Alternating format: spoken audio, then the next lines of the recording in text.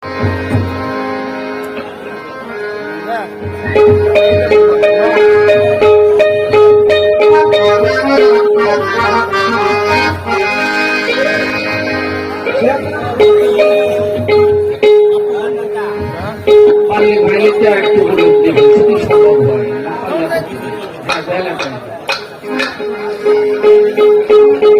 আমি যখন দাঁড়াবো মিউজিকের পরের খেলাটা দরকার নেই।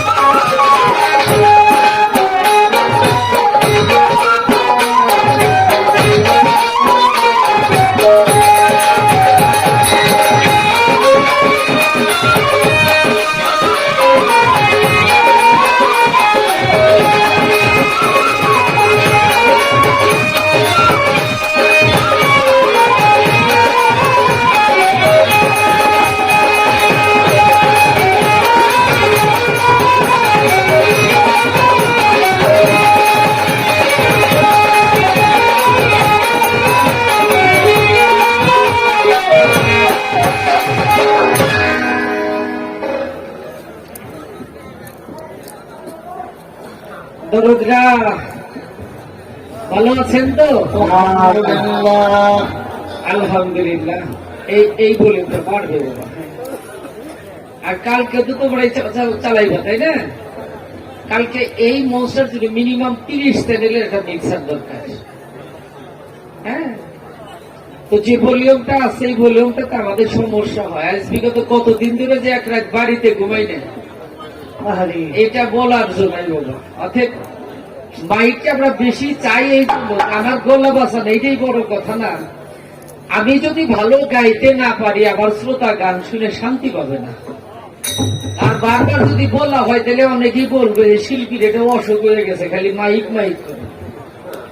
কিন্তু আমি বলি যে কেন, এটা আপনারও বাবা রিজিক, আমারও রিজিক।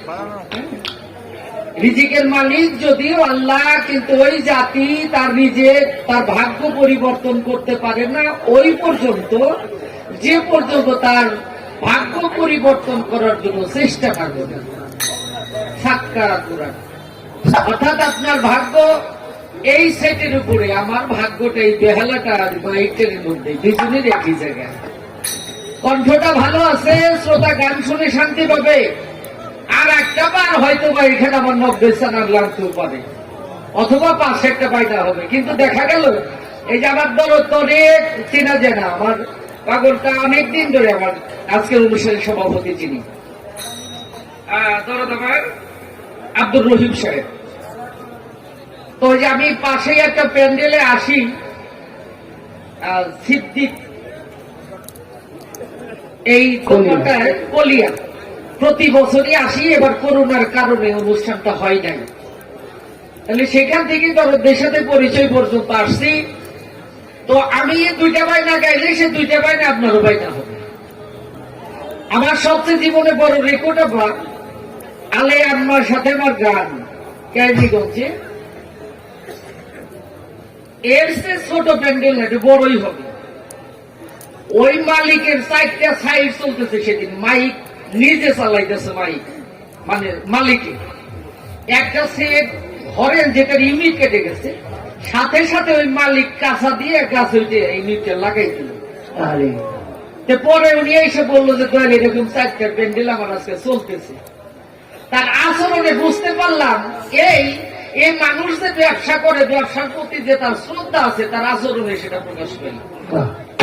প্রথমেই কিন্তু সে 10 লাখ মানে 1 কোটি টাকার মাল কিনতে পারে নাই, ছোট থেকেই বড় হয়েছে। অর্থাৎ তার ব্যবসাকে সে বড় করে না দেখলে বড় কখনোই হইতে পারে নাই। সাথে সাথে আল্লাহ আম্মা 500 টাকা, আমি 500 টাকা তাহলে সম্মান দিই। আচ্ছা তাহলে ছোট থেকেই বড় হয়, কাজকে আগে বাবা যত্ন করতে হবে। তারপরে তুই বাপ বেটাকে গেলাম, আর আমার আর এক বাজন কইতেছে বাপ বেটা ইয়েতে বাড়িতে, আমি বাবা টিয়া ভাই মানে আমি একটু এরকম তার কারণ হলো আমি আমার গানের জগতে যে মানুষটা একদিন আগে আমার জীবনের রেকর্ড আছে সিঙ্গার, আমার দয়াল মা মমতাজের বাড়ির পাশে গান করতেছি, আমাদের সে তার নাম যশকর, কিন্তু শিল্পী হিসেবে সে সিনিয়র, দাঁড়ায় গেছে বেহালাটা নিয়ে। আমি যে পিঠে হাত দিয়ে বললাম বাবা একটু বসে, উনি বসলো, আমি বন্দনা শুরু করলাম। কিসের জন্য? উনি আমার সিনিয়র শিল্পী, উনি দাঁড়িয়ে গেছে, আমি তাকে বসতে বললাম। এই জন্য বাবা বসেন, সিরিয়ালে আমি আগে, আপনি আমার সিনিয়র, আপনি আমার বয়োজ্যেষ্ঠ। আমার ছোটবেলায় থেকে বাবা এটা আমার অভ্যাস, আমি গুরুজন যারা আমার আগে আমি বাপ কয়ে যাবো, এটা আমার পাই না রাখবো, হইলে না হইলে না, এটা আমার কোন আপত্তি নাই। জ্ঞানী লোকের সম্মান আমার দিয়েই যেতে হবে। আর ওটা আমার শরীয়ত, এটাও আমার শরীয়তের পালার মধ্যে আছে। বড়কে শ্রদ্ধা করা, ছোটকে স্নেহ করা, স্থানকাল পাত্র বিশেষ কথা বলা, এটা আমার শরীয়তের মধ্যেই। তাই বলে বাপ বেটা ধরে এই তাস খেলতেছে, তাস খেলে না মানুষ, তাস খেলতে যায়। অনেক সময় দেখছেন গ্রামে আমি দেখছি বাপ বেটারা বসে, বর্ষা মাস কাজ করবো নাই, আমরাই বৈশাখীতে কি জানি কয় 16 ডাক এইরকম একটা নাম আছে দেখি, বসে সময় কাটাই। তো খেলার সময় যখন আসে, তুরুকের সময় যে তুরুক দেয় না, ওটা কোনো ভালো প্লেয়ার না। বাপ যতই কই তুরুক আসলে তুরুক ঠিকই ছেলে বসাইলেন। হ্যাঁ, এর জায়গায় আপনি মাথা রাইখে ডাক ঠিকই দিতেছি, কিন্তু মাথায় একটা কাম রয়েছে আমার, কোন জায়গায় পাগল তারা ঝুলাই দেবো আমি, আমার নাম বললাম। আলাপ আলোচনা আসছে, যেখানে প্রশ্ন করলাম অত্যন্ত প্রাঞ্জল ভাষায় সুমিষ্ট সুরে তিনি আমাদের মাঝে তার ব্যক্ততা করলেন, তার প্রশ্নের জবাব করলেন। ধন্যবাদ জানাই বাবাকে প্রশ্নের জবাব করার জন্য। আমার কাছেও সর্বপ্রথম যে আলাপটা রেখেছে সে আলাপটা হলো সালাম সরকার। মারিফত আছে, তার উত্তর দিলে দিয়ে সেটা আমার কাছে প্রশ্ন করতেছে, তাহলে শরীয়তটা কোরআনের কোথায় আছে প্রশ্ন করছে, মনে আছে আপনাদের? আমি আর ভিতরে গাইতে দেখি নাই, দেখলাম আমার ঠোঁটে যেটা আছে ওইটাই দিয়ে যাবো, পইরের না দেখলাম। ধরো আমার বলতে গেলে কি মনে করবেন, আমার বাপজান এখন আমার বাড়িতে যায় নাই, তবে আমার বাড়িতে ছোট্ট একটা খানকা শরীফ আছে, তার মধ্যে জুনের 16 জুন একটা উরুষ হয়। এবার নিয়ত রাখছি দেখা হওয়ার আগেই যে একটা প্রেমিক মানুষ নিমু, আমার দরবার ঘরে ঢুকলে পরে যে কেউ গেলে পরে মনে করে যে এটা লাইব্রেরি, অনেকেই মনে করবে লাইব্রেরি। গোটা 30 বাবা খালি কোরআন শরীফই আছে, গোটা 30।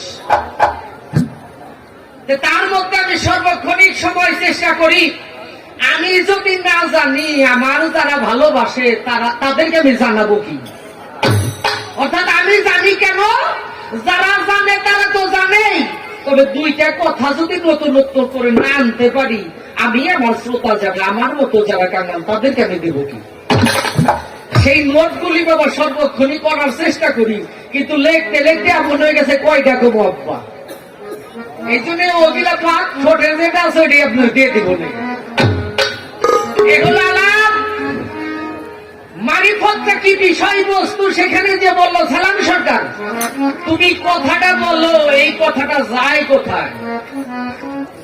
এই কথাটা নিয়ে আমি প্রায় 3 মাস বাবা, 3 মাস আগে এই কথাটা ভাবছি। আমি এই 3 মাস আগে বাড়িতে গাবে ছিলাম না, যে আল্লাহর কত বড় নিয়ামত, কত বড় হিকমত, তার কত বড় দক্ষতা সম্পূর্ণ অন্তর দিয়ে এই জীব জগৎকে নিয়ে আমার আল্লাহ চিন্তা করেছে। আমি সালাম কথা বলে ছেড়ে দিলাম, যদি এই কথাটা ভাসমান অবস্থায় থাকতো, জায়গায় টিকে থাকতো, তাহলে পৃথিবীতে কারো আওয়াজ কেউ শুনতে পারতো না। আল্লাহ কেমন এক ক্ষমতা রেখে দিয়েছেন, আমার প্রয়োজন শেষ, ডাকের ওই স্পিড আছে। আমি এই মঞ্চের কর্নারে একটা মানুষকে ডাকবো, এই স্পিডটা একরকম, তার যে 200 গজ দূরে আছে এই স্পিডটা একরকম। তাহলে আমি যে স্পিডের কথাগুলো বলতেছি তার কানে যাওয়ার সাথে সাথে আল্লাহ কত বড় নিয়ামত রেখেছে, সে শুনুক আর না শুনুক, আমার গতিবিধি সে জায়গায় পৌঁছানোর আগে আমার আল্লাহ তাআলা সেই শব্দটাকে নিস্তেজ করে দিতেছে, জায়গায় বন্ধ করে দিতেছে, যে অন্য কোন মানুষ যদি এই শব্দটা এখানে থাকে তাহলে একে অপরকে ডাকাডাকি করতে করতে শব্দ যদি স্থির থাকে তাহলে এই মানুষ আর চলতে পারবে না, কারণ আওয়াজে আওয়াজ পৃথিবীতে ভরে যাবে।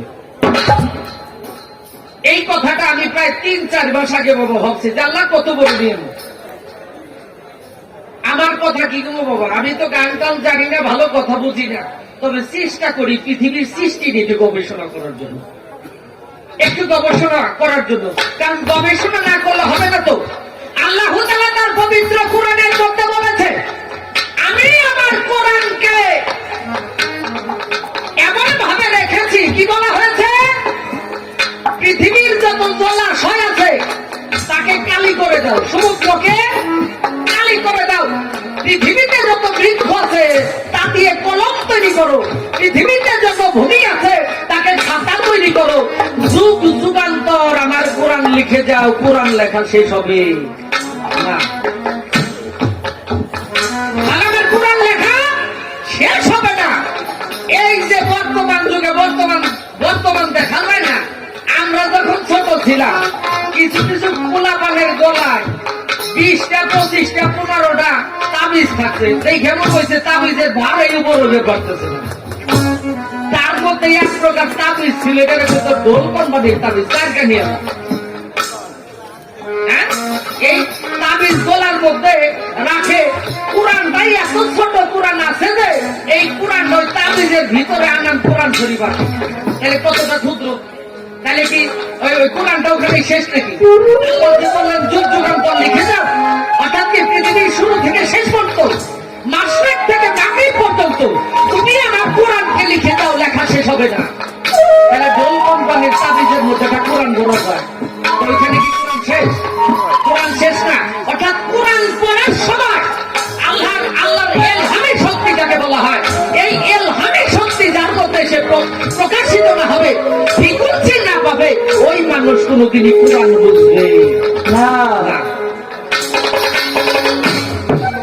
অনেক আলাপ আলোচনায় আছে, তাহলে কি আসছেন জগতে আসছে কি আর শরীয়ত আকওয়ালিহি,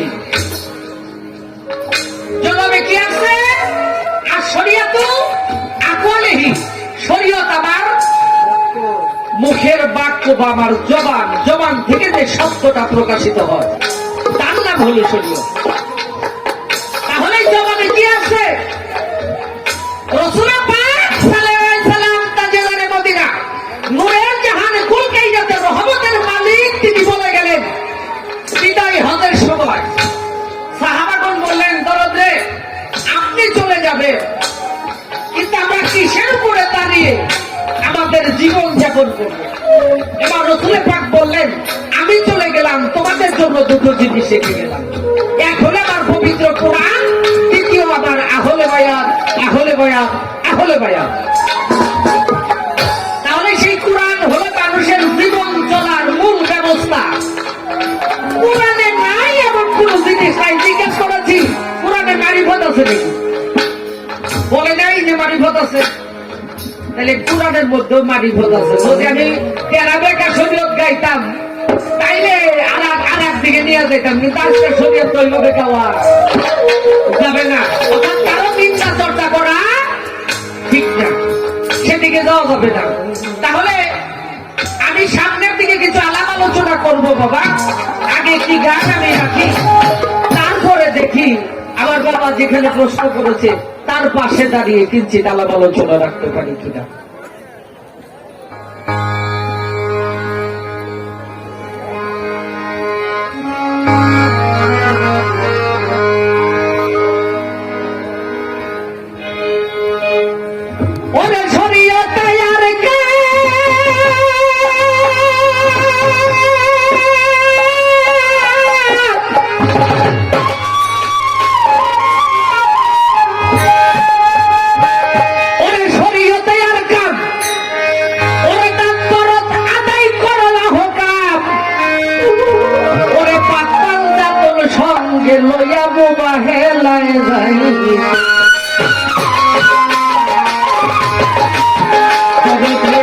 আইরে আল্লাহ বলি কি রাসূল তোদের ডাকতেছে আইরে আল্লাহ বলি কি রাসূল তোদের ডাকতেছে শরীয়ত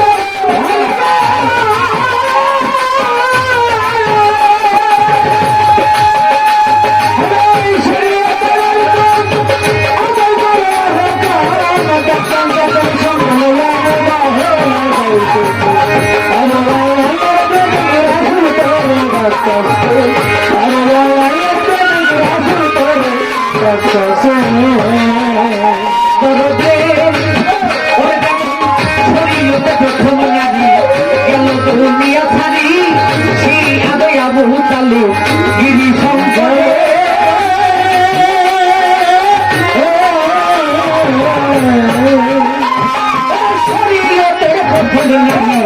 গেল তরুণিয়া থারি শিয়াবে আবু তালি গিরি শঙ্করে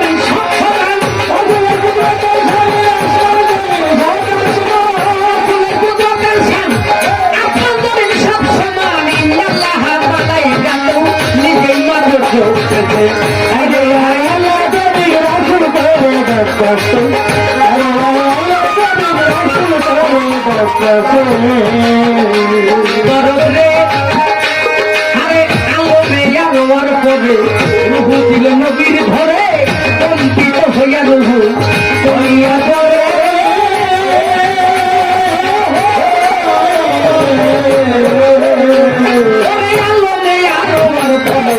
রুহু দিল নবীর ধরে কম্পিত হইয়া রহু করিয়া পড়ে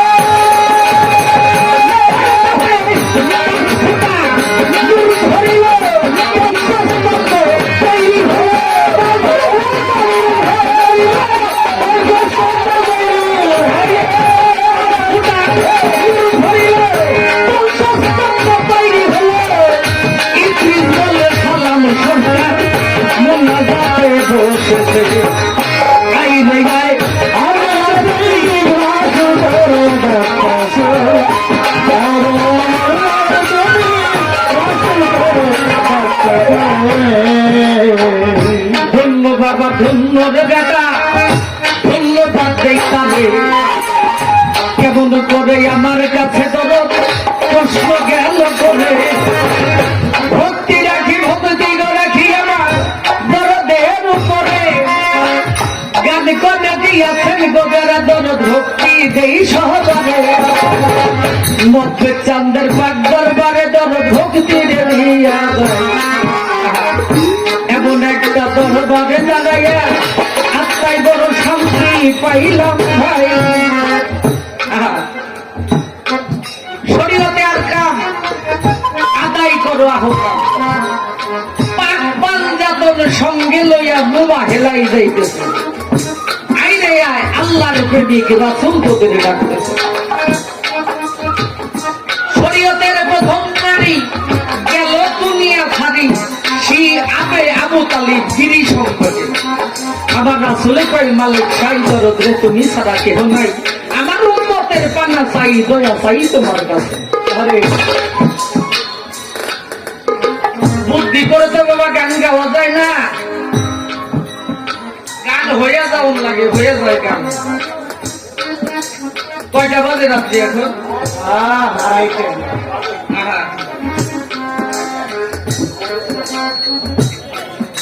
লাও লাখা লাম্মা হালাক তো লাখ লাখ বানাইতাম না মাকলুকা তোরা না পাইলে আমার রাসূলের কুদরতের শান আসমান জমিন সব সমান। গুড, এখানে ঠিক গুড। হ্যালো, আসমান জমিন সব সমান। ইন্নাল্লাহা মালাইকাতুহু নিজেই মাবুদ জপতেছে। বলো রে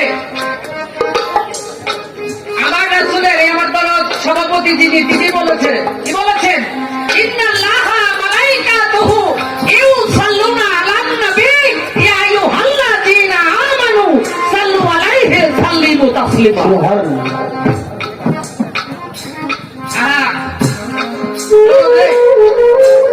মুখটা বড় ব্যথা কিন্তু বলার জায়গা নাই।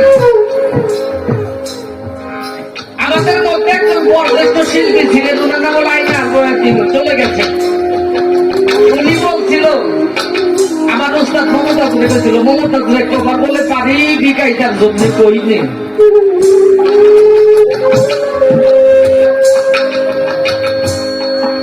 এক ব্যক্তি দুধ পেছে হ্যাঁ ভলিউমটা যা আছে তাই রাখো, যদি ওর বেহালা জিরো করতে হয় জিরো করে দাও, তবু ভলিউম এটা যেন থাকে। এক ব্যক্তি দুধ বিক্রি করে বাবা ধরো, এর মাঝে ওই দুধের মধ্যে পাউডার দুধ মিশে মিশে দুধ রোজনি দেয় কাউনের আছে।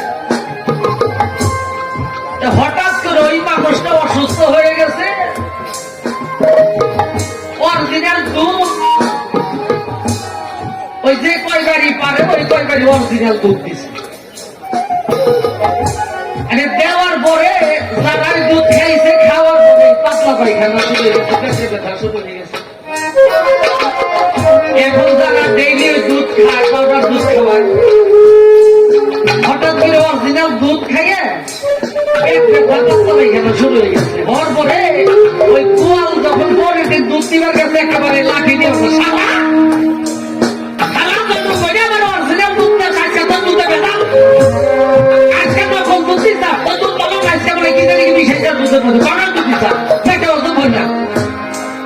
গোয়াল মনে মনে চিন্তা করে ডেইলি পাউডার খাওয়াইতো, আজকে অরিজিনাল দিছি পেট গেছে নকল হইয়ে, অরিজিনাল দিছি তো পেটে আর সহ্য হইতেছে না। আরে জন্ম করে খাওয়াইছি নকল, আজকে অরিজিনাল দিছি, তুই তো অরিজিনালি ঠিক পাস না, এটা দুধ পালার মধ্যে করে বাবা রে। আমাদের নকলে নকলে আসল গেছে ডাইকে, যখনই আসলটা দেওয়া হয় সকলেই আসলটাই নকল মনে করে, কিন্তু নকল আসল হয়ে গেছে দেশে। বাস্তব একটা কথা শুনেন বাবা, বর্তমান জামানায় আমরা যখন ছোট ছিলাম বাড়িতে আমার বাবাই খাইছে কাঁসার প্লেটে বা কাঁসার গ্লাস ছিল, গ্লাস না থাকলে কাঁসার পালি থাকছে, বাথরুমে থাকতে কাঁসার বোতনি, কি বাবা তাই থাকে না? এখন 10 গ্রাম খুঁজে কিনতে কাঁসার বোতনি পেতেন না, যদিও পান ওটা মাথায় মাথায় উঠছে, ওই যে 50 টাকার বোতনি এখন বাথরুমে। আসল জিনিস মাথায় উঠছে, 50 টাকার নকল জিনিস বর্তমান চলতেছে। আসলে মূল্যায়ন নাই। সালাম সরকার স্কুলে ফিরে দেবে না তো, এই যে মাইকের আওয়াজ যাইতেছে কান খারাপ করে রয়েছে দেখেন। আর আমি সালাম আর আব্বা ডরাই না চলে যা। আমার বিগত 10 বছর আগে আমি ফরিদপুর গানে গেছিলাম আব্বা। এই গানে যাওয়ার পরে সর্বশেষ আমার জীবনের শ্রেষ্ঠ একটা উপহার পাইছি, সেটা হলো কাপড়ের কাপড়। 10 বছর আগে একটা শ্রেষ্ঠ উপহার পাইছি, তা হলো কাপড়ের কাপড়। আমাদের জিটকা শরীফ শাহদুল আজিজ চিশতি একটা খানকা আছে ফরিদপুরে, গানে গেছিলাম। একটা পাগল বাড়িঘর বিষয় সম্পত্তি সমস্ত কিছু ছেলেদের নামে লিখে দিয়া তার নিজের কাপড়ের কাপড়টা একটা সাবান আগরবাতি অর্থাৎ একটা আতর ইহাটা ব্যাগের মধ্যে প্যাকেট করে উনি রাস্তায় বের হয়েছে সমস্ত সংসার ছেড়ে দিয়ে। আমি গান গাইতেছিলাম, গানের মঞ্চে সে মানুষটা হাউমাউ করে এসে ধরে বললো, বাবা রে আমার বাড়ি গাড়ি যা ছিল সন্তানের নামে লিখে দিছি, কেবল মাত্র এই কাপড়ের কাপড়টাই আমার বলতে ছিল এও কাপড় দেবো আজকে থেকে তোর আমি দান করে দিলাম। কাপড়ের কাপড় মেলা আগে বাবা বাজেট হয়ে গেছে, এটা বাড়ি পৌঁছাইতে পারলি না পারলে নাই, কিন্তু আর আপত্তি নাই, মরে যাই যাবো। যে কথা হইলো বর্তমান আমাদের মধ্যে শরীয়ত গাইতেছি তো এই যাই এই নামাজের মধ্যে যারা মুনাজাত নাই ওই নামাজ আমি করি না। আর তারপরে রসুলের নামের দরুদ কিয়াম নাই, ওই লেভেলের আলেম আমি না। মানুষ ছোটবেলায় দেখছি বাবা মারা গেল পরে 4টা কালেমা পড়ে 4 কোনায় 4টা খেজুরের ডাল বুনতো। এটা কিন্তু মানুষের একটা আত্মতৃপ্তি। আল্লাহর বাণী তথা রসুল পাকের যে কালেমা তরফ লা ইলাহা ইল্লাল্লাহু মুহাম্মাদুর রাসূলুল্লাহ। আমি কয়দিন আগে 1 সপ্তাহ আগে একটা জানাজায় গেছিলাম, যাইয়া সেটা দেখি আব্বা কবরের মধ্যে এক জায়গায় নিচা করছে, কবর তো কবরই, তার মধ্যে আলাদা খাস মানে খাস কাটছে কাছে ওই পিঠটা দিবে 1 মুড়া দিয়ে লাশ কাট করে দিবে, আলাদা সিস্টেম করছে। এইরকম বহু রকম বাপ মা মরে গেলে খরচ দরকার নাই, দুনিয়া থেকে চলে যাবেন, একটা আম গাছ লাগাই দিয়ে গেছেন, ওই আম গাছের একটা আম যদি কেউ খায় আল্লাহ বলেছে এর জন্য আমি তার পাপ মোচন করেছি। একটা আম যদি একটা ফল যদি কেউ খায় তার জন্য আল্লাহ কিছু হেল্প তাকে দান করে। আর 10 মাস 10 দিন মা সন্তান ধারণ করছে, ওই সন্তান থেকে ধরছে বাবা নিজে না খাইয়া হাল ভাইয়া রিক্সা চালাইয়া চাকরি করিয়া জমি আবাদ করিয়া সন্তান মানুষ করছে, সেই সন্তান পিতা মাতার নামের উপরে একমত চাল জাল করে খাওয়াইতে পারবে না। এটা এই সন্তানের দরুদ শরীফ যে এই সন্তানের আত্মার হাহাকার যে আল্লাহর দরবারে পৌঁছাবে না, রসুল পাকের রওজায় পৌঁছাবে না, এটা কোনো কথা হইল? যে সন্তান পিতা মাতার মুখের দিকে যদি একবার নেক নজরে তাকায় আল্লাহ বলে আমি তার জন্য একটা 8 কোটি হজের সওয়াব লিখেছি। আর সেই সব আইন উল্টে যেতেছে। এক সময় কোরআন ঘরে পাইবেন কিন্তু কোরআনের কোন আইন পাইবেন না। একটা সময় চলে আসবে বাবা কোরআন শরীফ ঘরে থাকবে কিন্তু কোরআন আইন পাবেন না। এই যে আপনি দেখতেছেন নামাজে মুনাজাত নাই, মানুষ মারা গেলে খরচ করা দরকার নাই বলে না। দ্বিতীয়ত কালেমা লা ইলাহা ইল্লাল্লাহ দরকার, মুহাম্মদ রাসূলুল্লাহ দরকার নাই। আব্বা ভিতরে যে আগুন জ্বলতেছে এই আগুন তো নিবানো বড় তাই। যে ব্যক্তি সাফায়াত না করবে ইন্নাল্লাহা মালাইকাতুহু ইউসাল্লুনা আলান নবী ইয়া আইয়ুহাল্লাযীনা আমানু সাল্লু আলাইহি ওয়া সাল্লিমু তাসলিমা। আল্লাহ বললেন আমি আল্লাহ আমার ফেরেশতা মণ্ডলী নিয়া আমার হাবিবের নামে দরুদ কি আমরা সালাম পাঠ করে থাকি, এ আমার বিশ্বাসীরা তোমরা বেশি বেশি করে আমার হাবিবের নামের দরুদ ও সালাম পাঠ করো। আল্লাহ নিজে বলছো কত বড় পণ্ডিত হয়েছে, ওর দরকার নাই। আবু জেহেল লা ইলাহা ইল্লাল্লাহ বিশ্বাস করছে, মুহাম্মদ রাসূলুল্লাহ বিশ্বাস করেনি কি তাই না? ফেরাউন তাই করছে, নমরুদ তাই করছে। আল্লাহরে মানছে নবীরে মানে নাই। এখন যারা ওইটা মানে না তারা কোন দলের লোক আপনারা বুঝে নেন। আর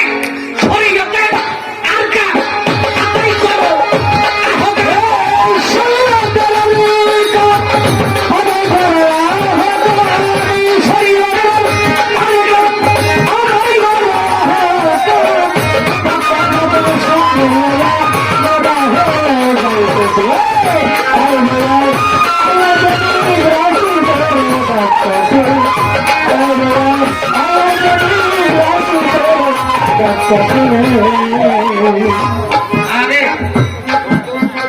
আল্লাহ বলেন লাউ লাগালাম্মা খালাকুল আফলাক, হে আমার হাবিব, আমি যদি আপনাকে সৃষ্টি না করতাম আসমানের জমিনের মধ্যে আমি আল্লাহ একটা বালুর কোঠাও বানাইতাম না। বাবা কথা খারাপ লাগে গো। আল্লাহ বলেছে আমার জন্য আমার হাবিবই যথেষ্ট, আমার জন্য আর কারো প্রয়োজন, আমার হাবিবই যথেষ্ট। কিন্তু আমি আসমান, জমিন, চন্দ্র, সূর্য, গ্রহ, নক্ষত্র, মানব, দানব, পাহাড়, পর্বত, নবী, ফেরেশতা যাহা কিছু সৃষ্টি করছে আমি আল্লাহ আমার জন্য সৃষ্টি করি, এটা আমার নবীর জন্য করছে। কেমন কথা? নীল আকাশের গায়ে পূর্ণিমার একটা চাঁদ দেখা যায়, চাঁদের পাশে যদি হাজার তারকা না থাকে চাঁদের সৌন্দর্য প্রকাশ পায়। আমার নবী হলো চাঁদ, আর তার সৌন্দর্য বহির প্রকাশ করেছে হাজারো তারকা দিয়ে, যেটা আমার চাঁদের সৌন্দর্য। আর সেই নবীকে লা ইলাহা ইল্লাল্লাহু পড়া যাবে, মুহাম্মদ রাসূলুল্লাহ পড়া যাবে, এটা কোনো কথা হইল? ধন্য বাবা, ধন্য বেটা, দাদি ধন্যবাদ দেই তাদের। কেমন করে আমার কাছে দরদ প্রশ্ন গেল বলে আমার আব্বা দয়াল, একটু দয়া করে বলবেন মৌলা আলী মৌলায়াত পাই না আব্বা? কি দরদ পাই না? আমার দরদের কাছে জানবো। যেমন জিবরাইলের বেলায় হযরত বলা হয়, হাসান হোসাইনের বেলায় আলাইহিস সালাম, বা হযরত ইমাম হাসান, হযরত ইমাম হাসান, ইমাম হোসাইন বলা হয়, হযরতে নবী পাক সাল্লাল্লাহু আলাইহি সাল্লাম বলা হয়, হযরতে আলী বলা হয়, বলা হয় না? হয়। আমি আমার দরদের কাছে জানবো আলী মাওলায়াত পাইলেন কবে? যেমন কাতিরে খুব কথাটা আবার একটু 2 মিনিট সময় দেন, মজার একটা কথা। আলীকে খেলাফত, অর্থাৎ আলী খেলাফত পাইলেন, তার বহির প্রকাশ ঘটাইলেন রাসূল কাতিরে ঘুমের মধ্যে। বহির প্রকাশ ঘটাইলেন যে আলী খেলাফত প্রাপ্ত। মান কুনতু মাওলাহু মা আজালিউল মাওলা, আমি যার মাওলা হযরত আলীও তার মাওলা। এটা করা কইছে রাসূল কই না একবার? আনা মাদিনাতুল ইলমে আলী ওয়া বাবুহা, আমি ইলমের শহর, হযরত আলী হলো তার দ্বার বা দরজা। আমি আমার বাজানের কাছে জানবো ওই দিন হলো খেলাফত ঘোষণা করছে, খেলাফত পাইছে। আমি জানবো আল্লাহ নিজে হযরত আলীকে মারিফত দান করেছে, আল্লাহ নিজে হযরত আলীকে মারিফত দান করছে। এটা কবে, কোন দিন করছে জানা দরকার না? আল্লাহ কবে মারিফত দান করলেন হযরত আলীকে? যখন মারিফত দান করলেন, অর্থাৎ মাওলায়াত দান করলেন। এই মাওলায়াত যেদিন দান করা হইল, তারপরে থেকে আলীর বেলায় হযরত বলা চলে কি চলে না? কি দরকার কিনা জানা দরকার। আমার যা প্রশ্ন করবে আমি কিন্তু পাইনি, কিন্তু জানা তো দরকার আমাদের। আমি গাইবেন না পারি না, একটা কথা বুঝলি, আমি লেখবেন না পারলাম মুসা রুস্তা, লেখবেন পারি না ব্ল্যাকবোর্ডে, কিন্তু মুছতে পারি আমি। তাহলে সেই জায়গায় দাঁড়িয়ে এই একটা প্রশ্ন আমার বাবার কাছে করলাম, বাবা রে, আমি অত্যন্ত নগণ্য মানুষ, একেবারে জীর্ণ শীর্ণ মানুষ, জীবনে আমি আমার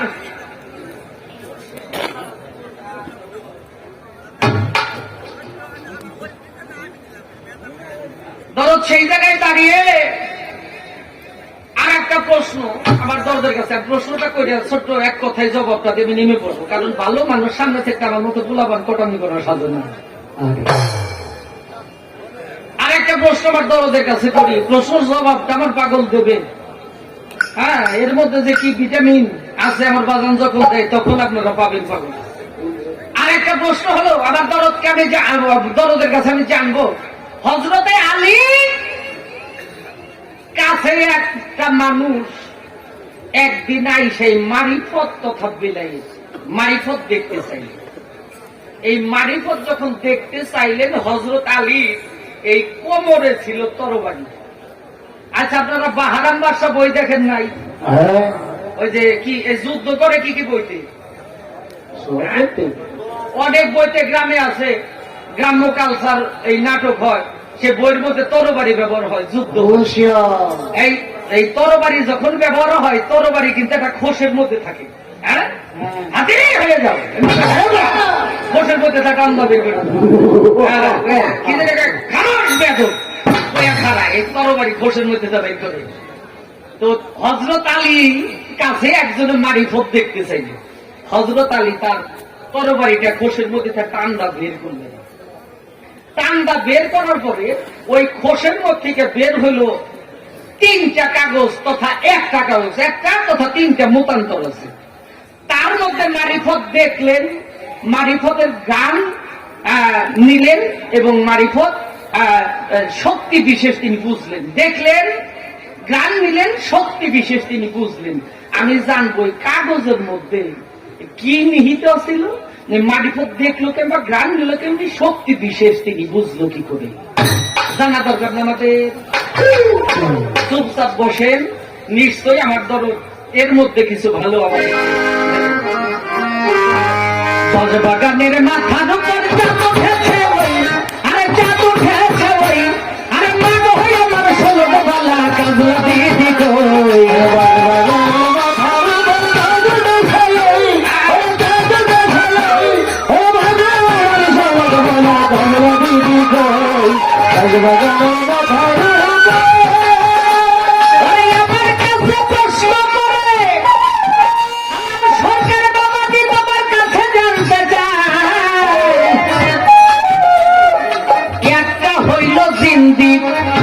আর একটা ফাঁসেক দেখতে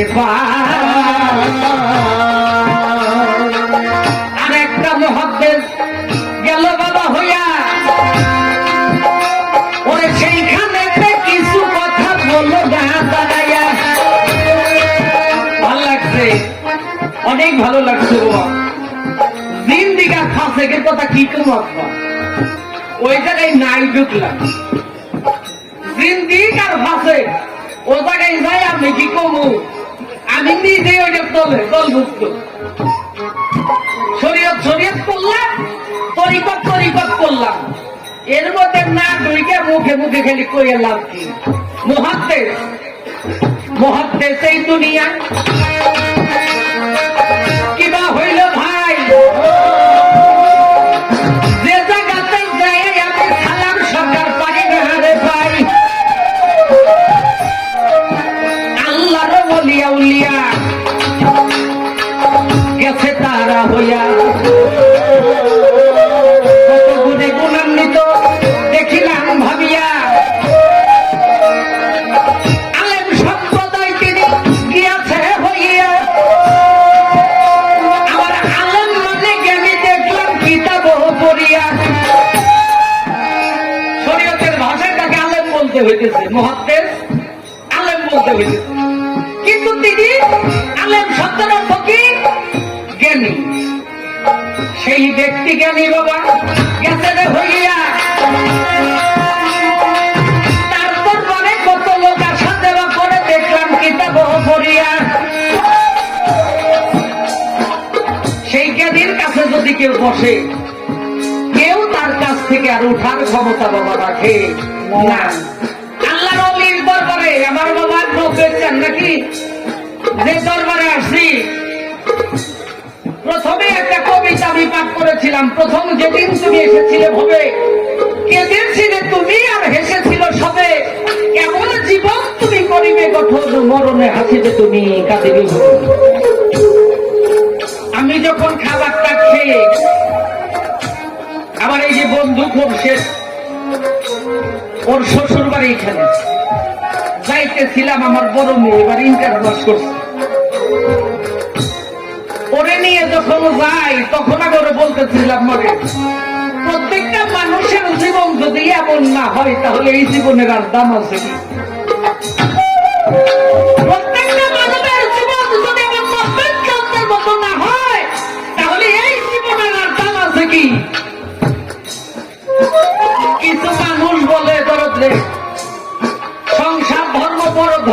তাই পারি না ছেড়ে যেতে, বলেন না করো।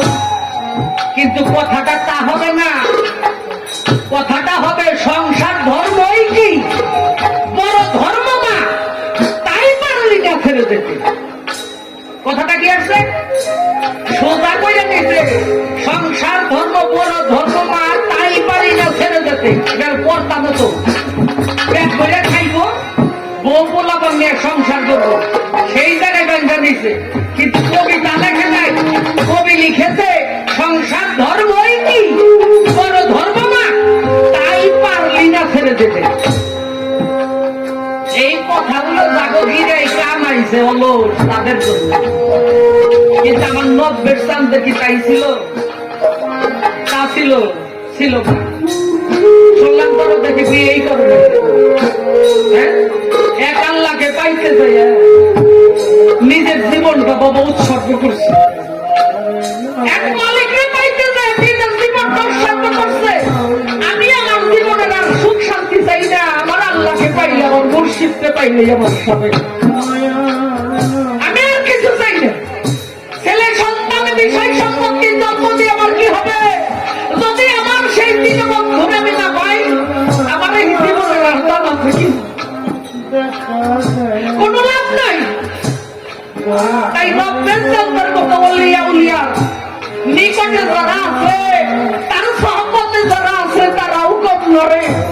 তাই কবি বলেছে, রাধা বলে আমি যোগ্য নই, আমার বন্ধুরে যে ভালোবাসে আমি তাহার দাসী। দরদরে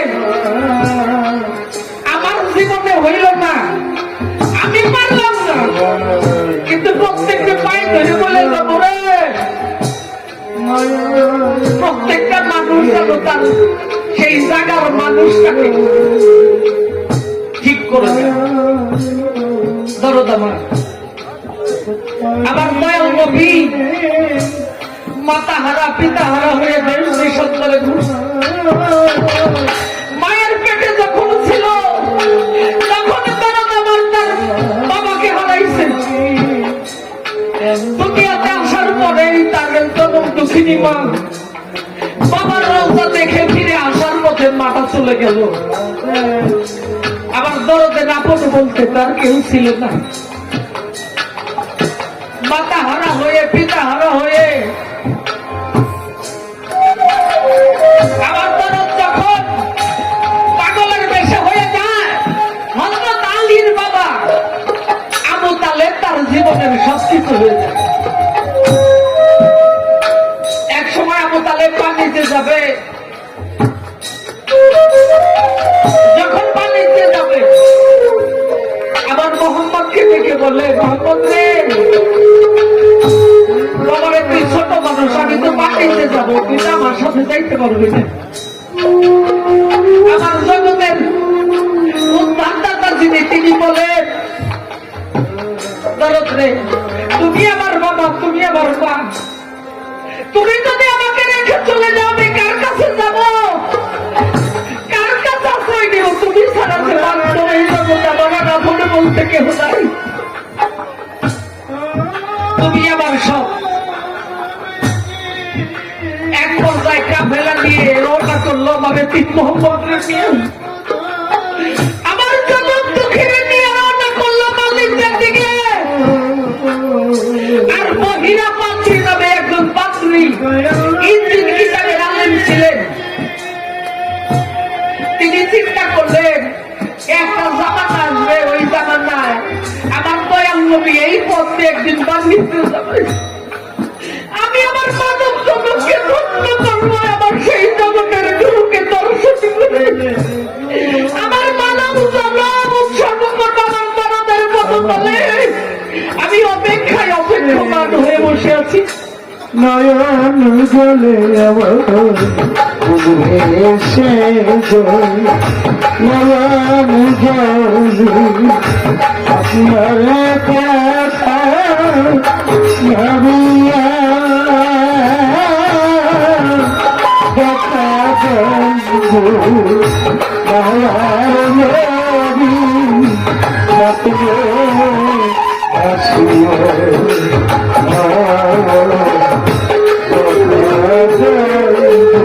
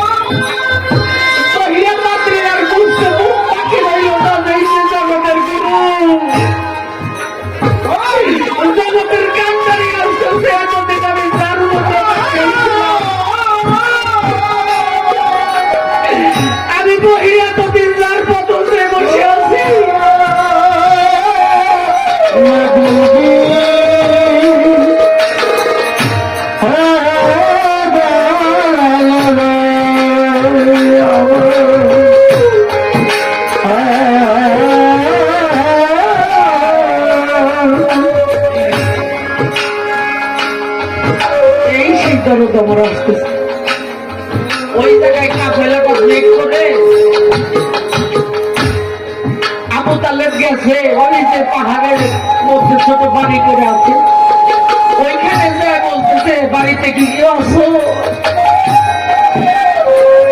আমাদের লোকের একটু পানি দরকার, একটু পানি দিতে পারবো। মহিলা পাত্রী ঘর থেকে এসে বলে পানি না, শুধু তোমাদেরকে শুধু পানি খাওয়াবো। আজকে বিকেল বেলা আমার সন্তানটাই তোমরা সকলে আমার বাড়িতে একটু তোমার লোহার করবে, আমি তোমাদেরকে একেবারে সেবা দিতে চাই। সকলেই সেবা দিতে গেছে, কিন্তু আমার জগতের গুরু এবার দয়াল নবীর ওরা সাথে যায় নাই। একদিন মোহাম্মদ রাইখে গেছে বলে, মোহাম্মদ তুই উটগুলো দেখাশোনা কর। মহিলা পাত্রী সেবা দিতে যায়, খুঁজে আমার নবী গুরু, আমার জগতের গুরু কই, কামসুর নবী সেই আমার নরদ্রে দেখি না। জিজ্ঞাসা করে তোমরা কি সকলে আসছো? বলে হ্যাঁ সকলে এইছি, কেবলমাত্র একটা বস্তা বাকি আছে। বলে ওই শিশু যদি না আসে আমি তোমাদেরকে আহার করাবো না।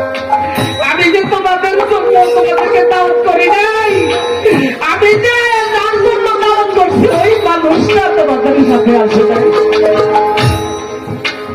নরদ্রে যখন এই টিমকে নিয়ে গেছে, জগতের গুরুকে নিয়ে গেছে, যাইয়া সেগে আমার মোহাম্মদের যাইয়া পায়ে পড়ে কাঁদে, জগতের নবী রে আমি যে তোর কাম গেল, আমার কথা কি তোর মনে নাই?